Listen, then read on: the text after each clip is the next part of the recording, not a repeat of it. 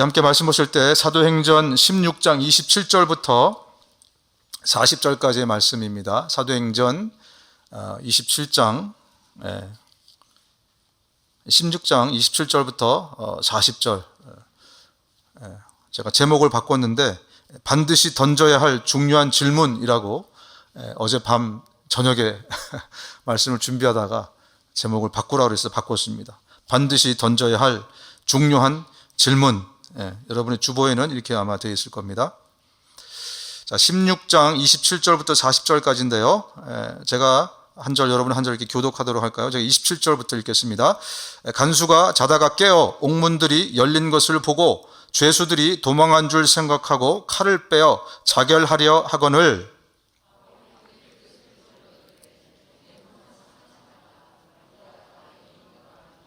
간수가 등불을 달라고 하며 뛰어들어가 무서워 떨며 바울과 실라 앞에 엎드리고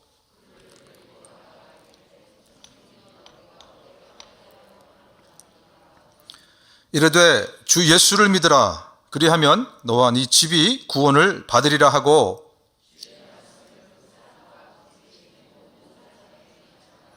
그 밤 그 시각에 간수가 그들을 데려다가 그 맞은 자리를 씻어주고 자기와 그 온 가족이 다 침례를 받은 후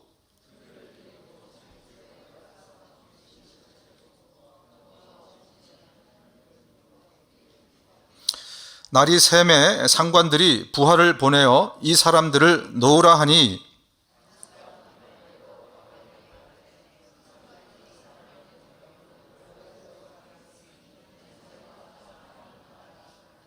바울이 이르되 로마 사람인 우리를 죄도 정하지 아니하고 공중 앞에서 때리고 옥에 가두었다가 이제는 가만히 내보내고자 하느냐 아니라 그들이 친히 와서 우리를 데리고 나가야 하리라 한데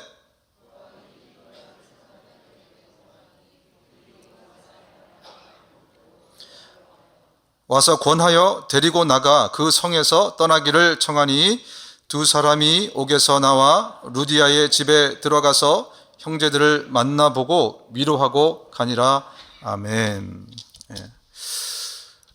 여러분들에게 좋은 좀 습관이 하나 생겼으면 좋겠습니다. 좋은 습관이라 하면 늘 성령님께 질문하는 겁니다. 성경을 읽을 때나 아니면 살아가면서 어떤 일을 경험할 때 늘 질문하는 거죠. 성령님, 왜 이런 일은 일어났습니까? 혹은 성령님, 이것은 무엇을 의미합니까? 성령님, 이것은 뭐죠? 이렇게 늘 질문하는 좋은 버릇들이 저와 여러분 모두에게 생겼으면 좋겠습니다. 질문을 하되 좋은 질문을 하면서 사시기 바랍니다. 좋은 질문, 축복받을 질문을 내가 하잖아요. 그러면 축복을 받게 됩니다. 근데 반대로 축복의 반대, 저주라고 할 수 있을까요? 저주스러운 질문을 하게 되면, 저주받을 질문을 하게 되면, 그러면 우리 삶에 저주가 다가오게 돼 있어요. 뭐라고요? 축복받을 질문을 해야 축복을 받는다는 얘기입니다. 물이 이거밖에 안 남았지? 만약에 이렇게 누군가가 질문을 한다면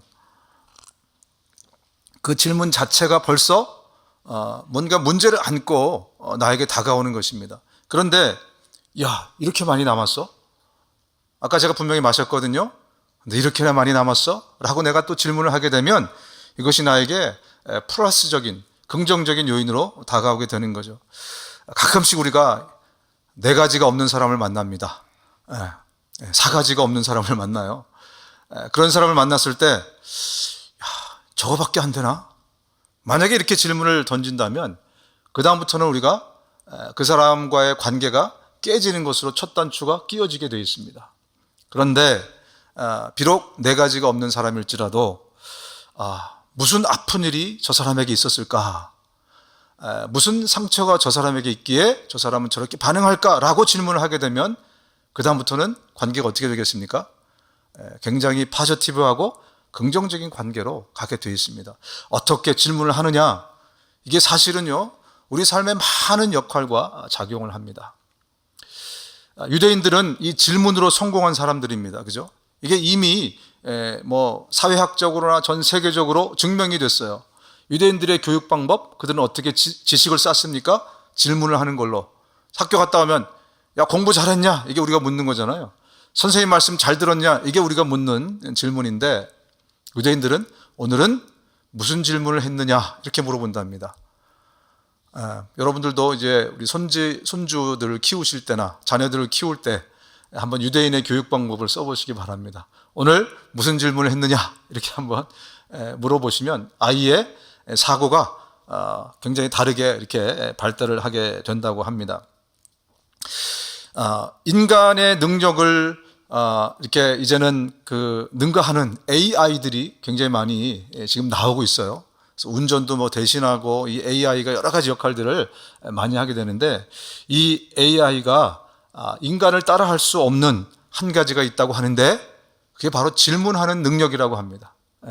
AI는 데이터를 축적해서 우리보다 많은 지식과 많은 것들을 가질 수 있지만, 질문하는 능력은 인간을 따라올 수 없다. 이러고 보면 질문이라는 것은 우리 인간에게만 주신 아주 독특하고 유니크한 그런 하나님의 선물이 아닌가 생각이 됩니다. 질문들을 많이 하고 사는데 질문을 잘 하셔야죠. 우리 한국 사람들은 이 미국 사람들을 만났을 때, 외국인들을 만나면 이 나이를 굉장히 궁금해 하시는 분들이 많이 계시더라고요. 근데 미국 사람들은 우리한테 거의 웬만한 경우가 아니면 밥을 먹었느냐, 나이가 몇 살이냐 이런 질문 하지 않습니다. 그죠? 근데 한국 사람들은 외국 사람을 만나면 꼭 물어봐요. 밥 먹었냐? 그래서 아주 이상하게 생각해요. 왜 나한테 밥을 먹었는지 묻지? 또 너 나이가 몇 살이냐? How old are you? 그걸 맨날 물어보는 거예요. 근데 어떤 사람들은, 특히 노인들 중에서는 굉장히 불쾌하게 생각하시는 분들이 계세요. How old are you? 그러면 그럼 어떻게 우리가 질문하면 그 사람들을 해피하게 또 내가 몇 살이다 라고 얘기하게 만들 수 있을까요? 같은 질문인데 다르게 우리가 질문하면 아주 관계가 더 좋아질 수 있습니다. How young are you? How old are you? 이렇게 물어보시면 불쾌하는 분들이 계실 텐데, How young are you? 그래서 제가 지난주에 하이킹을 가서 산행을 하다가 어떤 분을 만났어요.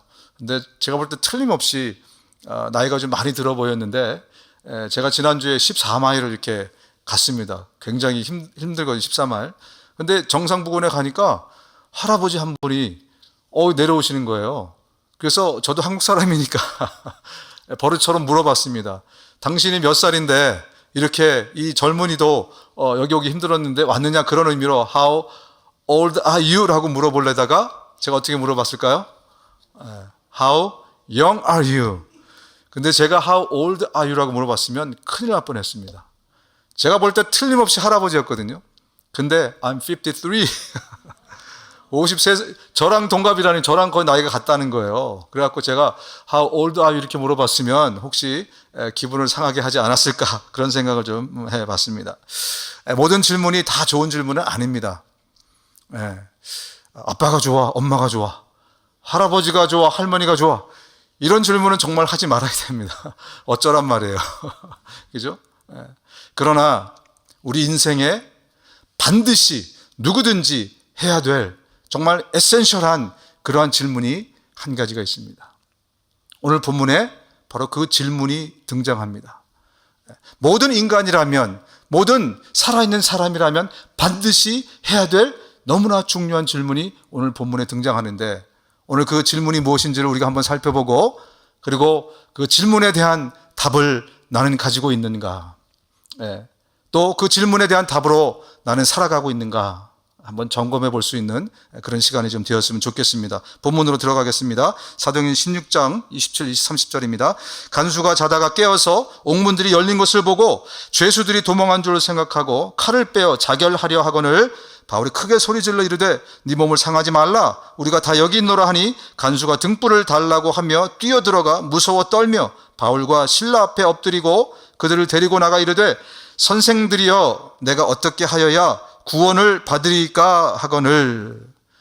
지금 여러분 아시는 것처럼 우리는 지금 2차 선교 여행에 가고 있는 중입니다. 4명의 사람들과 함께 가고 있죠. 그죠? 바울이 있고 실라가 있고 디모데가 있고 누가가 있고 이 4명의 사람과 함께 이제 여행을 가는 중에 빌립보에까지 이제 오게 되었습니다. 이 빌립보는 지금 유럽으로 넘어간 유럽의 도시죠. 아주 중요한 도시입니다. 이 빌립보에 넘어갔는데 여기서 빌립보 사람들이 이제 이 복음 전하는 것을 특별히 귀신을 쫓고 귀신을 쫓아서 이 해방을 준 그 사건 때문에 이제 잡혀서 감옥에 가는데 4명 다 잡혔다고요?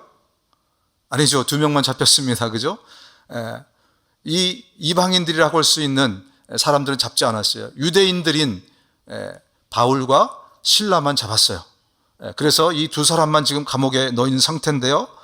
2사람이 감옥에서 막 실컷 두드려 맞고 이랬음에도 불구하고 밤새 기도하고 찬양했습니다. 그랬더니 갑자기 지진이 난 거예요. 그래서 지진이 나자마자 옥문이 열렸습니다. 누가 열쇠로 열지 않았는데도 옥문이 터져나가고 그리고 이 죄수들의 착고까지 다 풀어져 버렸어요. 아주 놀라운 기적이 일어났습니다. 때는 한밤중이고 그리고 지금 지하 동굴에 있는 감옥입니다. 그렇기 때문에 간수가 깜짝 놀라서 일어나 보니까 자기 생각에는 큰일 났다. 죄수들이 이제 다 도망갔구나. 사도행전 12장에 보면 죄수가 사라졌을 때 어떻게 합니까? 특히 로마법은요, 죄수가 사라지면 간수가 대신 사형을 당했습니다. 그래서 사도행전 12장에도 보면 간수가 대신 사형을 당하는 게 나옵니다. 그래서 칼을 빼가지고 자결을 하려고 합니다. 그랬더니 이 바울이 그것을 보고 잠깐 멈추십시오. 우리 그 누구도 도망가지 않았습니다. 라고 오늘 본문에 얘기합니다. 그래가지고 횃불을 가지고 가서 보니까 그 누구도 도망가지 않았던 것입니다. 모든 옥문들이 다 열려 있고 이 죄수들의 착고까지 모든 죄수들이 다 풀어져 버렸는데 아무도 도망가지 않은 것입니다. 그랬더니 이 간수가 이상한 행동을 합니다. 갑자기 바울과 실라 앞에 엎드립니다. 그리고 질문을 합니다. 내가 어떻게 하여야 구원을 받을 수 있습니까? 여러분, 사실 이 감옥에서 밤새 바울과 실라가 기도하고 찬송했어요. 그러면 이게 시끄럽다고 생각이 됐으면 제일 먼저 이것을 제지할 사람이 누구죠? 간수잖아요. 그죠? 영화도 보면 교도관이 죄수들이 막 노래하고 시끄럽게 하면은 막 두드리면서 조용해! 막 이렇게 하잖아요. 그죠? 근데 이 간수도 바울과 실라가 밤새 기도하고 찬양했을 때 다른 죄수들이 조용히 듣고 있던 것과 마찬가지로 이것을 소음으로 생각하지 않았다는 것입니다. 그래서 간수도 아마 그 기도와 찬양을 주의 깊게 듣고 있었던 모양이에요. 그런데 이 죄수들과 간수의 차이는 뭐가 있습니까? 간수는 기도하고 찬양을 듣다가 졸음이 와서 자버린 겁니다. 자고 있는데 갑자기 지진이 일어나게 된 거죠. 그래서 가보니까 막 옥문이 다 열리고 난리가 났는데 감사한 것은 아무도 도망가지 않았다는 것입니다. 그런데 오늘 이 사도행전을 기록한 누가가 이 간수가 아주 특이한 행동을 했다라는 것을 그 증거를 남기고 있어요. 간수가 바울과 실라 앞에 엎드리고 라고 오늘 본문에 써 있습니다. 이 엎드리다는 단어는 프로세페션이라는 단어예요. 프로세페션. 이 프로세페션은 어떤 의미냐면 어떤 경외의 대상 앞에 엎드리다 그런 뜻이에요. 그냥 아무한테나 넙죽 엎드렸다가 아니라 로마 황제라든지 아니면 어떤 신적 존재 앞에 엎드릴 때 경외감을 갖고 있을 때 엎드렸다라는 단어를 쓸 때 바로 이 프로세페션이라는 단어를 썼는데요. 원어를 찾아보니까 바울과 실로 앞에 프로세페션하고 라고 기록하고 있어요. 그는 바울과 실라를 더 이상 죄수로 생각하지 않게 된 것입니다. 어떤 특별한 존재이구나, 황제나 신적인 존재처럼 굉장히 경외의 대상이구나 라고 그 앞에서 엎드린 거예요. 그리고 또 누가가 기록하기를 그들이 데리고 나가서 이르되 선생들이여 내가 어떻게 하여야 구원을 받으리까 이렇게 되어 있는데, 이 선생들이라는 단어를 원문으로 찾아보면 번역을 잘못했구나라는 것을 알 수 있습니다. 이 개역개정에 선생들이여라고 나와 있는데 원어에는 어떻게 나오냐면요, 주님이라고 나와 있어요. 선생이란 단어는 디다스 칼로스란 단어인데, 디다스 칼로스란 단어가 써 있지 않고 쿠리오스,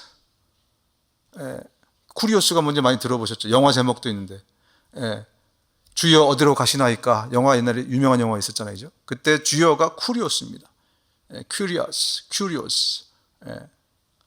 이 바울과 실라를 이 간수가 죄수가 아닌 주님으로 호칭하고 있습니다.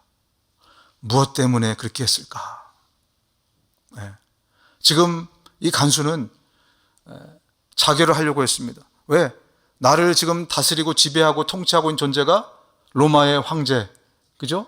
당시에 로마의 황제 글라우디오. 이 글라우디오가 아니라, 글라우디오였으면 내가 나를 지금 자결을 하려고 했던 거죠, 그죠? 그런데 이 모든 상황을 지금 간수가 경험하고 나서 글라우디오스보다 훨씬 더 위대한 존재가 있구나. 그 존재를 레프리젠하는 바로 이 바울과 실라 앞에 엎드리게 된 것입니다. 그리고 본문을 보면 그들을 데리고 나갔다 그래요. 근데 이 문맥을 전체를 보면 데리고 나간 게 지하에서 지상으로 데리고 나간 게 아닙니다. 자기의 집으로 데리고 간 거예요. 그리고 그들에게 주님, 쿠리오스라고 부르면서 그 인생에서 가장 위대하고 에센셜하고 중요한 질문을 던집니다. 내가 어떻게 하여야 구원을 받을 수 있습니까? 여러분도 이 질문을 해보신 적이 있으십니까? 아마 여기 계신 대부분의 분들은 이 질문을 했기에 바로 이 자리에 앉아 계실 것입니다. 내가 어떻게 해야 구원을 얻을 수 있습니까? 아직까지 이 질문을 해보시지 못한 분이 계시다면 이 질문은 반드시 여러분이 하셔야 되는 질문입니다. 왜냐하면 우리의 삶을 바꿀 수 있는 질문이기 때문에 그렇습니다. 우리의 영원한 데스티니를 바꿀 수 있는 질문이기 때문에 그렇습니다. 그렇게 질문했더니 바울이 간수의 질문에 이렇게 대답합니다. 함께 읽겠습니다. 사도행전 16장 31절입니다. 시작. 이르되 주 예수를 믿으라. 그리하면 너와 내 집이 구원을 받으리라. 먼저 간수에게 얘기합니다. 주 예수를 믿으라. 내가 어떻게 해야 구원을 받을 수 있습니까? 라고 질문했더니 주 예수를 믿으라 라고 말씀을 합니다. 여러분, 예수를 믿는다는 게 어떤 뜻이에요? 예수에 뭘 믿는다는 거예요? 여러분이 아주 꼬마애가 와가지고 집사님, 예수를 믿는다는 게 어떤 의미예요? 만약에 이렇게 물어본다면, 우리 아이들이 와서 이렇게 물어본다면 여러분, 예수 믿는 게 뭐다라고 어떻게 설명하시겠습니까? 예수님이 2000년 전에 존재하셨던 실제적인 인물이야라고 대답하시겠습니까? 물론 그렇죠. 예수님은 요세푸스나 세상적인 어떤 역사의 기록에 의하면 실제 존재하던 인물이었어요. 그래서 AD와 BC로 인류의 역사의 시간도 바꾸지 않습니까? Before Christ, 아나 도미니 해서 예수를 기점으로 예수가 오기 전 Before Christ, 그 다음에 예수님 이후에 AD와 BC가 갈려집니다. 그럼 그 얘기를 해주실 겁니까? 예수 믿는다는 게 뭐예요?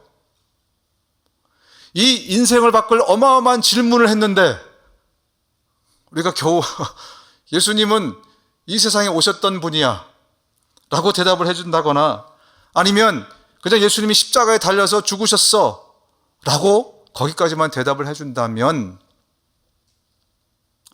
제대로 된 대답이 아니겠죠. 그죠? 이 질문에 대해, 이 엄청난 질문에 대한 해답을 제대로 내가 알고 있는 것이 아닐지도 모르겠습니다. 예수를 믿는다는 것은 여러 가지로 표현할 수 있겠지만 예수님이 하나님의 아들이시고 그 하나님의 아들이신 그분이 인간의 몸을 입고 2000년 전에 이 땅에 오셔서 바로 내 과거의 죄, 나의 잘못을 십자가에 달리심으로써 대신 달리심으로써 용서해 주셨다는 사실을 믿는 것입니다. 그것뿐만이 아니라 이제 예수님이 십자가에 달리고 죽으셔서 부활하셨으므로 나도 내가 죽으면 죽은 상태로 그대로 있는 것이 아니라 나도 부활시켜 주실 것이라는 그 하나님의 약속을 믿는 것입니다.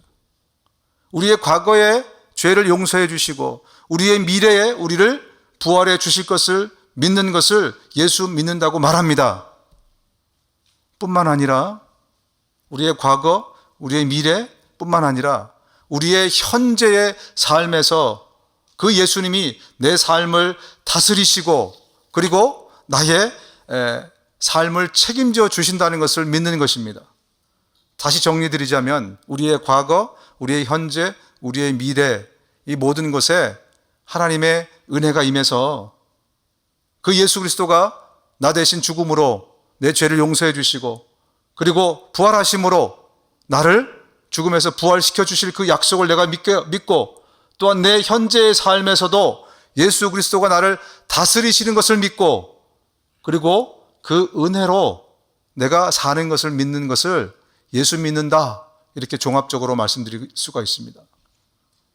과거, 현재, 미래 모든 영역에 예수 그리스도의 은혜가 내 삶에 임하는 것, 그 상태로 살아가는 것이 그 약속을 믿는 것이 그것이 바로 예수 믿는다는 것입니다. 그런데 보면 우리 그리스도인들이 과거나 미래에 대한 약속은 분명한 확신을 가지고 있는 것 같아요. 내 죄를 사하신 것에 대해서 그리고 내가 부활할 것에 대해서 여러분 믿습니까? 몇 분 빼고는 다 믿으실 텐데 믿죠, 그죠? 우리의 과거의 죄를 예수 그리스도께서 대신 지시고 사해 주신 걸 우리가 믿습니다. 그리고 우리가 죽어서 부활할 것을 우리는 믿습니다. 다시 살아날 것을 믿습니다.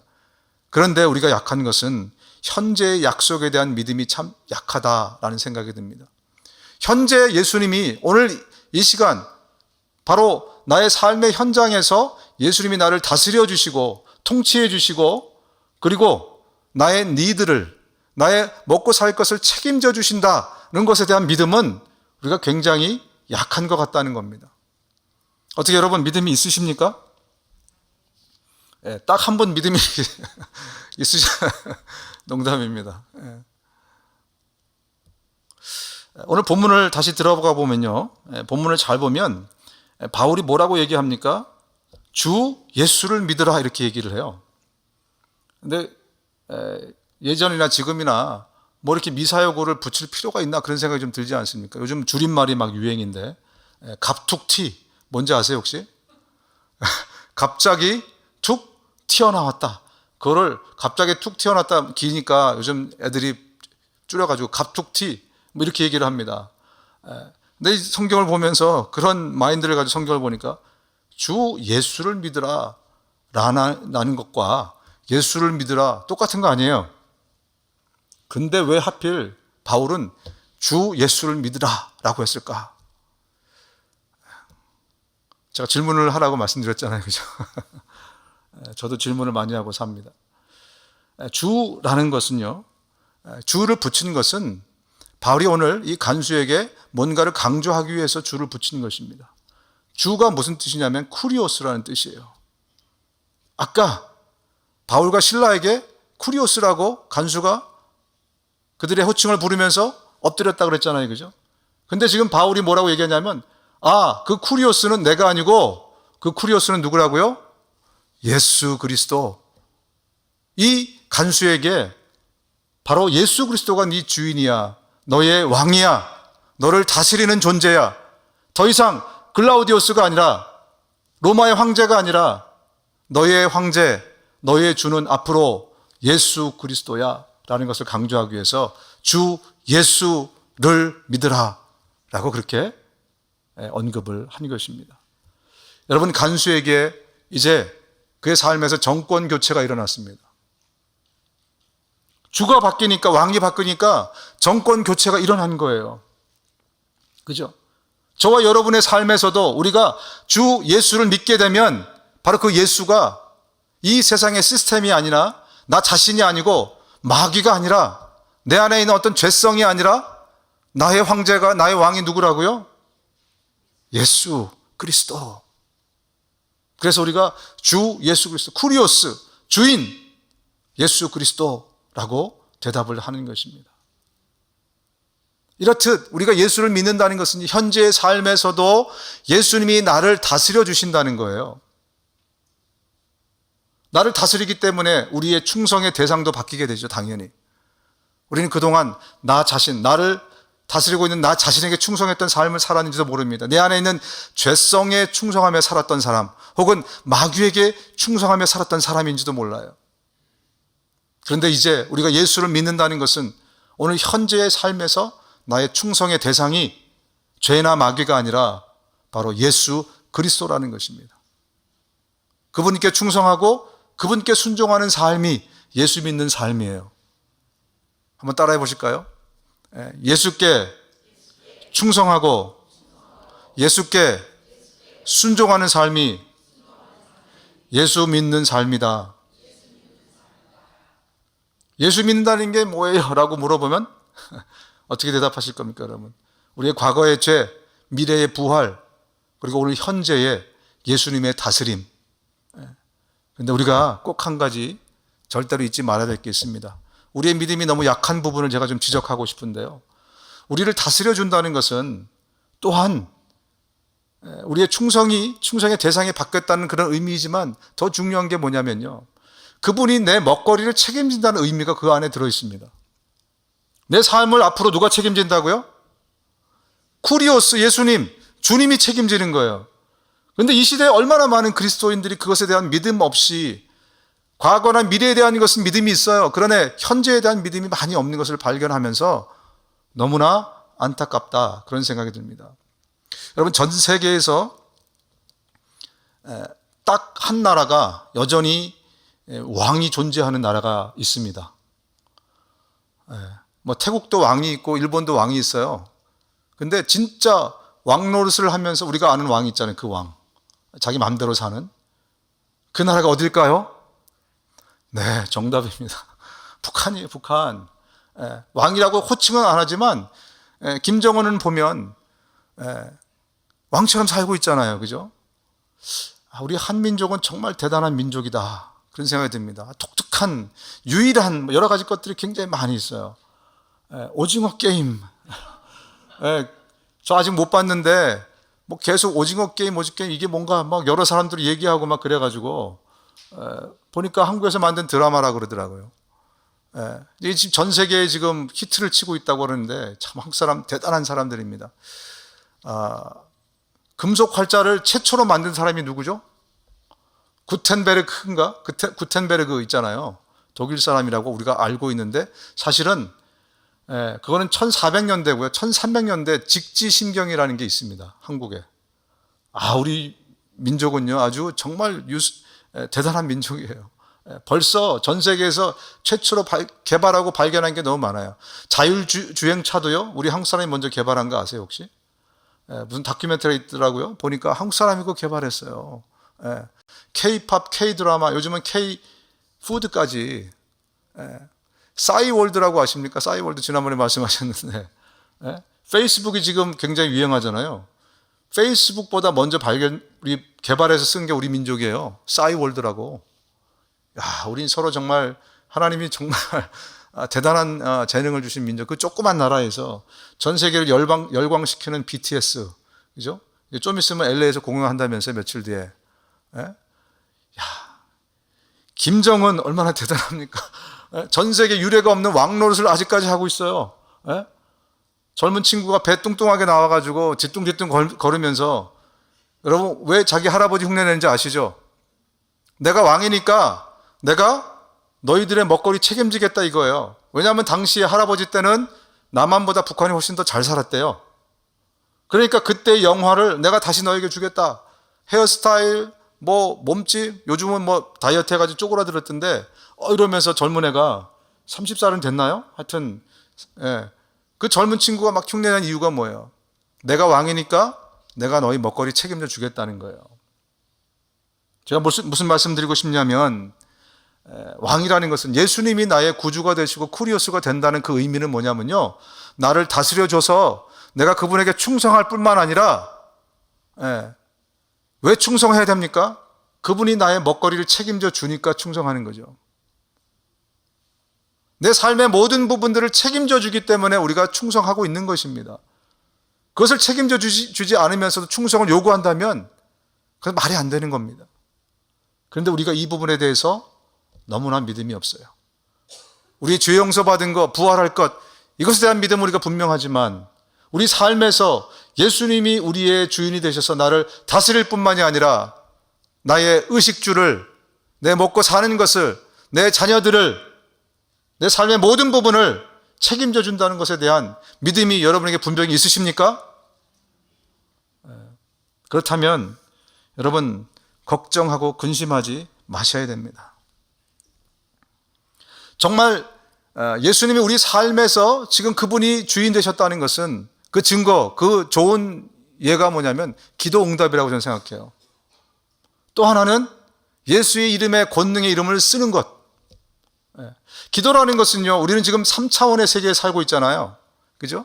기도는 저 하늘에 계신 4차원의 것을 3차원의 세계로 주시는 통로가 기도입니다. 그래서 하나님이 기도라는 걸 주셨어요. 그래서 우리가 하나님 앞에 구할 때 저 4차원에 있는 것들이 이 3차원의 세계로 내려오는 거예요. 무슨 통로를 통해서? 기도를 통해서. 그렇다면 우리 삶에 기도할 게 얼마나 많은데 우리는 왜 기도하고 있지 않는가? 믿음이 없어서 그래요. 주님이, 예수님이 내 주가 되신다는 믿음이 없어서 그렇다는 거죠. 그분이 주인이라면, 주인마님이 마당새의 먹거리를 책임지는 것처럼 예수님이 내 주인이라면 내 삶의 모든 need, 모든 필요를 다 채워주시는 분이라는 것을 정말 믿는다면 우리가 왜 밤낮 기도하지 않을까? 왜 기도하지 않는다고요? 믿음이 없어서 그래요. 예수 그리스도의 권능의 이름을 여러분 쓰십시오. 저는 요즘 들어 제가 설교한 게 있기 때문에 더 자주 씁니다. 예수 그리스도의 권능의 이름은요, 그냥 단지 우리에게 주신 타이틀이 아닙니다. 그것이 생명이고 능력이에요.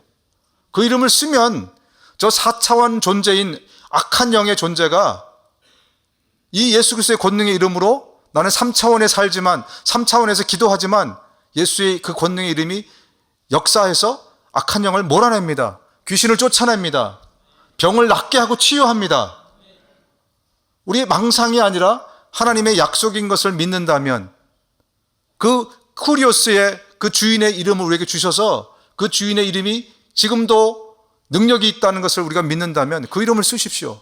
아내가 남편에게, 또 아버지가 자녀들에게 힘들고 어려운 일이 있을 때 손을 얹고 기도하십시오. 목사에게 주신 것이 아닙니다. 우리 모두에게 주신 것이에요. 정말 그렇게 우리 현재에서도 예수님이 주 되신 것을 우리가 믿고 살아가는가? 우리는 많은 근심과 걱정 가운데 지금 살아가고 있어요. 예수를 믿음에도 불구하고, 예수가 주 되신 것을 믿음에도 불구하고. 그래서 어떤 사람은 그렇게 얘기를 합니다. 걱정하고 염려하는 것보다 더 힘든 게 걱정과 염려를 내려놓는 겁니다. 이해가 되세요? 걱정하고 말지, 걱정을 내려놓으라고요. 목사님, 그거는 정말 힘들어요. 혹시 제가 여러분들 얘기하고 있는 건 아닌지 모르겠어요. 실제로 보면 우리가 걱정하고 근심하고 염려하고 막 이런 것을 내려놓으라. 정말 믿음이 있는가? 당신 정말 예수를 주로 믿고 있는가? 물어보면 예스. 그렇지만 이거 못 내려놓겠어요. 또 집어들고 또 집어들고. 주님이 이렇게 말씀하시잖아요. 같이 한번 읽어볼까요? 마태복음 11장 28절입니다. 시작. 수고하고 무거운 짐진 자들아 다 내게로 오라. 내가 너희를 쉬게 하리라. 무거운 짐을 지금 여러분들 영안을 떠서 보면 누구는 이만큼, 누구는 요만큼 이렇게 지고 있겠죠. 그죠? 그런데 예수님이 뭐라고 말씀하세요? 내 앞에 와서 내려놔, 고개 내려놔. 예? 예수님 앞에 내려놓으라 그러는데 어떤 사람이 그래요. 아, 예수님, 내가 지고 있는 게 훨씬 편해요. 예? 이거 지고 있는 것보다 내려놓는 게 훨씬 힘들어요. 이렇게 얘기할 사람이 있습니까? 아무도 없을 겁니다. 여러분, 그 근심과 걱정과 염려도 마찬가지입니다. 이제 더 이상 여러분 믿음 없는 얘기를 하지 마십시오. 주님이 걱정하지 말라고 말씀하십니다. 왜? 내가 쿠리오스잖아.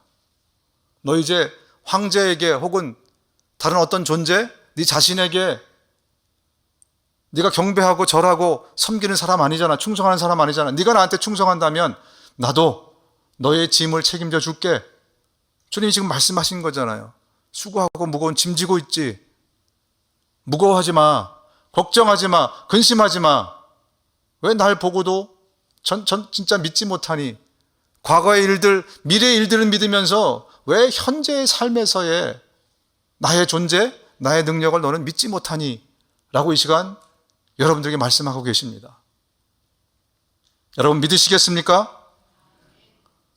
그 아멘이 정말 우리 삶에 정말 이 폐부를 찌르고 들어가서 우리 생활이 되시기를 바랍니다. 그래서 이번 주에 여러분 걱정거리가 분명히 있을 거예요. 근심거리가 분명히 있을 겁니다. 그럼 어떻게 해야 되죠? 내려놓는 거예요. 주님, 이 무거운 짐을 주님 앞에 내려놓습니다. 주님이 내 주인이시면, 왕이시면 나를 다스릴 뿐만 아니라 책임져 주십시오. 이 먹거리 책임져 주세요. 잡을 책임져 주시고, 비즈니스를 책임져 주시고, 이 망나니 같은 자식놈도 책임져 주시고, 이 정말 엉켜버린 관계도 책임져 주시고, 하나님 앞에 올려드립니다. 그리고 저 4차원에 있는 것들을 3차원으로 내려가게 하기 위해서 뭘 해야 된다고요? 기도하십시오. 기도의 사람이 되시기를 주님의 이름으로 축원드립니다. 다시 말씀을 보면 16장 31절에 이르시되 주 예수를 믿으라 그리하면 너와 네 집이 구원을 받으리라 이렇게 써 있으니까 사람들이 내가 예수를 믿으면 우리 집안 식구들은 저절로 다 구원받는구나. 그리고 심지어 어떤 부흥사는 그렇게까지 정말 진지하게 얘기하는 분을 제가 봤습니다. 여러분 그렇지 않습니다. 내가 예수 믿는다고 자동으로 내 가족들이 예수 믿는 것은 아니에요. 그럼 왜 이런 말씀을 하셨는가? 구원이라는 것은 단순히 내가 천국 가는 티켓을 의미하는 것이 아니기 때문에 그래요. 구원에는 아주 깊은 여러 가지 의미들이 들어 있습니다. 내가 받은 구원이라는 것은요, 천국 갈 때 보여주면서 여기 있죠 이거. 그래서 베드로가 통과시켜주고 예수님이 통과시켜주고 이런 이야기 속에 나오는 그게 아닙니다. 구원이라는 것은 마치 비유하자면 생명의 샘과 같은 것이기 때문에 이런 표현을 쓴 거예요. 내가 생명의 샘을 얻은 거예요, 여러분. 내가 구원받았다는 건 생명의 샘이 내 안에 있는 거예요. 이 생명의 샘은 우리 가정에, 우리 이웃의 친구들에게 흘러가게 되어 있습니다. 생명의 샘이 넘치면 흘러가게 되어 있다는 거예요. 생명의 샘을 퍼내면 흘러가게 되어 있다는 거예요. 그래서 네가 예수 믿으면 너와 내 집이 구원을 얻는다라고 말씀하신 겁니다. 그래서 여러분들 생명의 샘이 막히면 안 돼요. 구원은 생명의 샘과 같은 것입니다. 내 생명의 삶을 퍼내셔야 돼요. 이 구원을 이웃에게 퍼내시든지 이것에 감격이 흘러넘쳐서 저절로 이웃에게 다가가게 하든지 저 사람 보면 왜 이렇게 늘 기쁨이 넘쳐? 저 사람 어떻게 말하는 것도 저렇게 정말 예쁘게 해? 내 안에 구원의 샘이 흘러넘치면요 내 삶에 구원의 감격이 있기 때문에 내 삶은 다른 사람과 비교해서 달라지는 거예요. 저렇게 고난 가운데서 어떻게 저렇게 감사가 나올 수 있지? 어떻게 콧노래가 나와? 이거는 절로 흘러넘치는 거죠. 혹은 내가 퍼내야 되는 것입니다. 너 예수 믿어야 된다. 그 복음을 여러분들이 전하게 되는 거죠. 그렇지 않으면 막히게 돼요. 여러분 교회가 왜 이민교회가 특히 맨날 치고받고 싸웁니까? 우리 교회뿐만 아니라 이민교회도 왜 맨날 치고받고 싸워요? 왜 그렇죠? 생명의 샘이 막혀서 그래요. 이 본질의 생명의 샘이 막히면 썩게 돼 있습니다. 썩으면 나만 썩히지 않아요.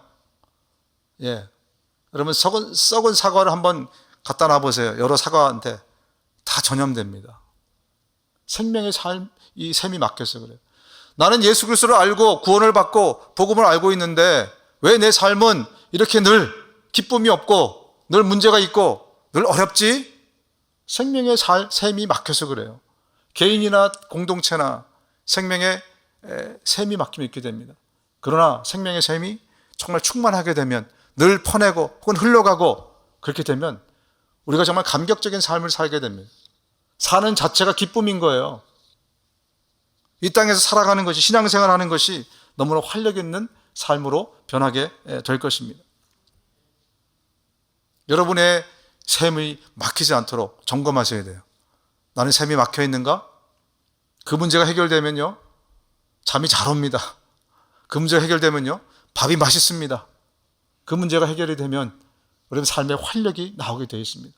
그럼 본질적인 것에서 원인을 찾으셔야 돼요. 뭐 하나 월급이 올라가면 그렇게 될 것 같죠? 승진하면 그렇게 될 것 같죠? 아니요. 본질적인 문제가 해결이 돼야 이 관계가 뭐 누가 조금만 양보하면 해결될 것 같죠? 아니요. 본질적인 문제가 해결이 돼야 관계도 해결이 되는 겁니다. 자, 구원받는다는 것은 무엇인가? 주 예수를 믿으라. 그러면 너와 네 집이 구원을 받는다. 이 중요한 질문 앞에 답이 이거잖아요. 그렇다면 구원받는다는 게 어떤 의미인지 한 번 더 살펴보면 오늘 본문의 말씀 한 번 더 들어가 보겠습니다. 주의 말씀을 그 사람과 그 집에 있는 모든 사람에게 전하더라. 그 밤 그 시각에 간수가 그들을 데리고 가 그 맞은 자리를 씻어주고 자기와 그 온 가족이 다 침례를 받은 후에 그들을 데리고 자기 집에 올라가서 음식을 차려주고 그와 온 집안이 하나님을 믿음으로 크게 기뻐하니라. 지금 그날 그 밤을 강조하고 있잖아요. 그죠? 그 늦은 한밤중에 지금 간수가 아주 이상한 행동을 또 해요. 침례를 받으려고, 지금 세례가 아닙니다. 성경에 나오는 건 다 침례거든요. 어쨌든 침례는 물속에다 집어넣는 거예요. 당시에 집안에 욕조가 없죠. 그죠? 그럼 어디 갔다는 거예요? 간수가 그 밤에 그 시각에 이 매 맞아갖고 지금 등이 아파 죽겠는 사람들을 데리고, 바울과 실라를 데리고 어디가 갔을까요? 강가로 간 겁니다. 가서 거기서 뭘 했다고요? 침례를 줬다. 베프티즘이라는 거, 침례, 세례. 세례란 무엇인가? 침례란 무엇인가? 여러분, 침례라는 것은요, 우리 갈라디아 3장 27절에 아주 간단하게 이렇게 나왔어요. 같이 읽어보겠습니다. 시작. 여러분은 모두 침례를 받아 그리스도와 하나가 되고 그리스도를 옷으로 입은 사람들이기 때문입니다. 침례가 뭐라고? 그리스도와 하나가 되는, 비유로 말하자면 그리스도로 옷 입은 것을 침례라고 이야기합니다. 갈라디아서에서는. 그죠? 예수 그리스도와 함께 죽고 사는 것이 침례인데 똑같은 얘기입니다. 그리스도와 하나가 되는 것이 침례라는 거죠. 우리가 예수 믿고 구원받았다는 것은요, 예수 그리스도와 하나가 되어서 살아간다는 그런 의미입니다. 그래서 구원은 단순히 증이 아니라는 거라는 거죠. 서티피켓이 아니라는 거죠. 나의 삶이 예수 그리스도 옷 입고 살아가는가? 오늘 이 시대에 옷 입는 거는 뭐죠? 나의 개성을 표현해요. 그죠? 밀러터리 룩. 이 군인 옷을 좋아하는 여자분들이 계시더라고요. 이런 분들은 성격이 어떤 분들이겠어요? 아주 과감하고 담대하고 이런 분들이지, 뭐 여자 여리 뭐 이런 스타일이 아니에요. 그런 분들은 드레스를 좋아합니다. 그런 분들은 꽃을 좋아해요. 모자 쓰고 이만한 꽃 달고. 근데 밀러터리 룩은 그런 거 정말 닭살돋아해요. 그죠? 내가 누군지를 이 시대에는 옷이 표현해요. 근데 2000년 전에 오늘 이 본문에 이 옷 입으라는 그 의미는 뭐냐면 정체성을 얘기하는 겁니다. 네가 누구냐? 당시에는요, 노예가 입는 옷과 상전이 입는 옷이 엄격히 구별이 되어 있어요. 색깔도 구별되어 있고 모든 게 구별되어 있습니다. 노예가 상전의 옷을 입을 수가 없어요. 정체성을 얘기하는 거예요. 네가 그리스도 옷 입으라는 것은 네가 예수가 되어야 된다는 겁니다. 너의 삶이 예수와 연합해서 하나가 되어서 예수처럼 예수로 살아가는 것, 그것이 구원받은 자의 삶이고 그게 구원받은 거라는 거예요. 그런데 우리가 그전에는 모든 사람들이 대부분 생각했던 것이 이것을 하나의 증으로 생각했기 때문에 나 구원받았어. 그리고 내 삶과는 많이 관계가 없는 듯. 그리고 나는 과거의 죄를 용서받고 미래에 부활할 거야. 이 두 가지에 대한 확실한 믿음. 그러나 현재는 구멍이 이만하게 나 있어요. 아까 난 구멍처럼 또 다른 구멍이 나 있는 거죠. 아까 난 구멍은 뭡니까? 내 삶을 책임지신 분이 예수님이다. 이것에 대한 믿음이 없듯이 우리의 삶이 예수로 옷 입고 예수로 살아야 된다는 것에 대한 믿음도 또 우리의 의무나 특권도 없이 살아가는 너무나 안타까운 삶을 우리가 살아가고 있는 거죠. 그럼 오늘 마지막 절인데 보시면 이제는 나가서 평안히 가라 하거늘 바울이 이르되 로마 사람인 우리를 죄도 정죄하지 아니하고 공중 앞에서 때리고 옥에 가두었다가 이제는 가만히 내보내고자 하느냐? 아니라 그들이 친히 와서 우리를 데리고 나가야 하리라. 여러분 곤조란 말 아세요? 곤조가 있다. 저 사람 곤조가 있다. 지금 바울이 곤조를 부리는 것 같아요. 아니 또 특이한 게 지금 맞을 매를 다 맞았어요. 그죠? 어쩌냐게 시컷 맞고 감옥에도 갇히고. 근데 아침에 와서 하는 얘기가 뭐예요? 아니 로마 시민을, 나 로마 시민권자인데 재판도 없이 나를 때리고 감옥에 가두고 그리고 지금 그냥 나가라 그래? 안 돼. 상관 불러와. 상관 누구야? 상관 불러와서 정중히 사과하고 나를 모시고 나가. 지금 약간 곤조를 부리듯이 바울이 얘기를 합니다. 왜 그럴까요?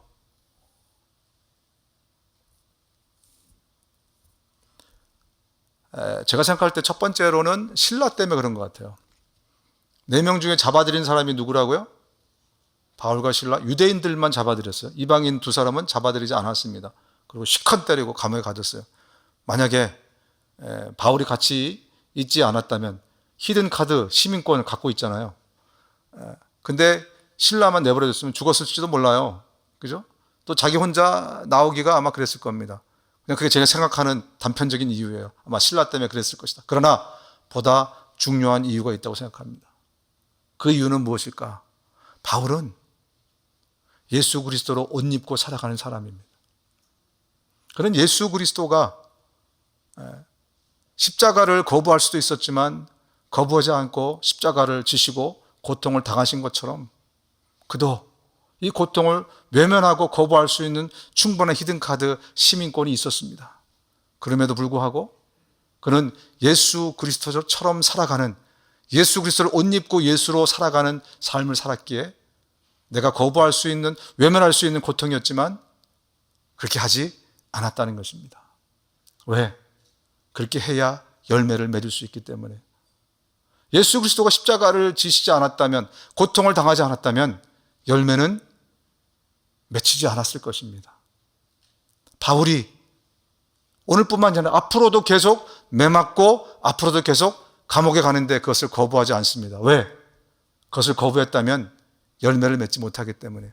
오늘 바울이 바로 이 고통과 고난을, 이 십자가를 짐으로 인해서 그런 거기 있는 수많은 죄수들을 다 구원하게 됩니다. 빌립보 성도들이 되는 거죠.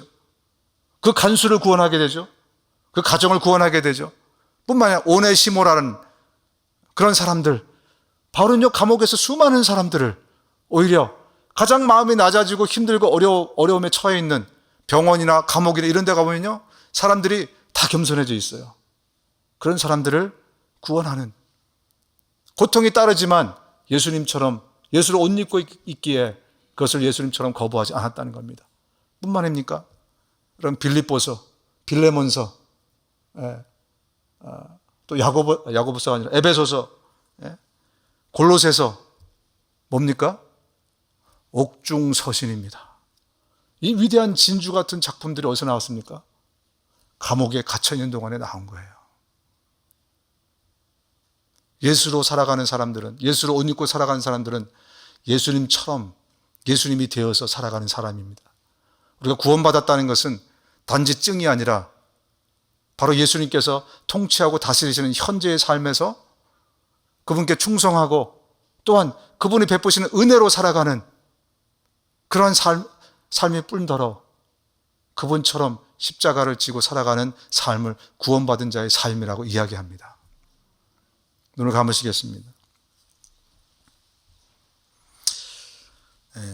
더불어서 아직 침례를 받지 않으신 분들이 계시다면 알려주시기 바랍니다. 침례는 예수님이 행하라고 하신, 하나님 앞에서, 우리 사람들 앞에서 나는 이제 예수님과 하나가 되었습니다 라는 우리 믿음의 고백을 하는 것이기에 너무 중요한 의식입니다. 그래서 우리 목자에게나 저에게나 혹은 사무실에 여러분 알려주시면 침례를 받으실 수 있도록 도와드리겠습니다. 여러분, 예수님을 믿게 하기 위해서요 하나님께서는 우리 삶에 자주 하나님의 살아계심에 대한 힌트를 주십니다. 때로는 사람을 통해서, 때로는 어떤 사건을 통해서, 때로 여러 가지 일들을 통해서 하나님이 살아계심을, 그래서 예수를 믿도록 우리에게 힌트를 주십니다. 성경에도 보면 하나님을 알만한 일이 사람에게 환히 드러나 있습니다. 하나님께서 그것을 환히 드러내 주셨습니다. 이렇게 말씀해요. 무슨 얘기냐면 우리 삶에 하나님이 각종 힌트를 많이 주셨다는 거예요. 그 힌트를 여러분들이 보시고서 아주 뒤에 아주 늦게 버티다가 주님께 무릎 꿇는 사람이 있고, 당장 이 간수처럼 달려나와서 무릎 꿇고 주님, 내가 어떻게 해야 구원을 얻을 수 있습니까? 질문하는 사람이 있을 뿐입니다. 지난 주간에 혹시 여러분의 삶 가운데 사람을 통해서나 혹은 드라마를 보다가 혹은 어떤 사건을 통해서 어떤 생각을 하나님이 주셔서 생각 가운데 정말 하나님이 살아계시구나 라는 힌트를 얻으셨다면 즉시로 무릎을 꿇으시기 바랍니다. 그리고 질문하셔야 됩니다. 내가 어떻게 하여야 구원을 얻을 수 있습니까? 그러면 여러분의 인생이 바뀔 것입니다. 여러분이 정말 살아왔던 세상과 전혀 다른 삶을 살게 되실 것입니다. 우리가 이 형제들을 위해서 같이 저를 따라서 기도하겠습니다. 예수님, 내가 죄인으로 태어나 죄 짓고 살아가는 죄인인 것을 고백합니다. 나의 죄를 용서하여 주옵소서. 예수님이 내 죄를 대신해서 십자가에 죽으시고 부활하셔서 감사합니다. 내가 이제 예수님을 내 구세주요 인생의 주인으로 왕으로 모시기 원합니다. 나를 불쌍히 여기셔서 내 마음에 들어오시옵소서. 이제 나를 다스려 주시고 하나님의 나라로 인도해 주십시오. 예수님의 이름으로 기도합니다. 아멘.